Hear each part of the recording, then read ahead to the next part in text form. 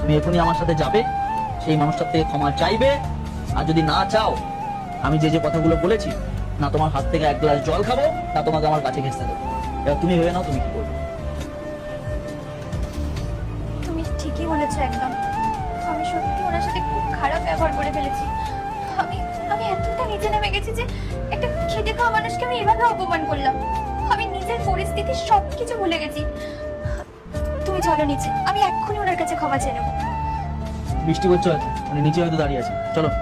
আর হ্যাঁ, নিজের রুটসটা ভুলো না কখনো, চলো। এই যে তুমি এখনো বৃষ্টি পড়ছে বলে বাইরে দাঁড়িয়ে আছে, তুমি যে মানুষটাকে অপমান করলে না, সে এক সময় সম্মানের সাথে একটা কোম্পানিতে চাকরি করত। শুধু সময়ের জন্য, আজকে এই সময়ের জন্য ওনাকে ডেলিভারি করতে হচ্ছে। তাহলে কি উনি মানুষ নন? তাহলে কি উনি সমান সম্মান পাবেন না? একবার নিজের পাস্টের কথাটা মনে করো, যেটা বললাম। ক্ষমা চেয়ে নাও।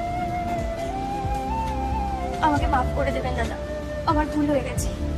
আমি আপনাকে যা নয় তাই ভাবে অপমান করেছি।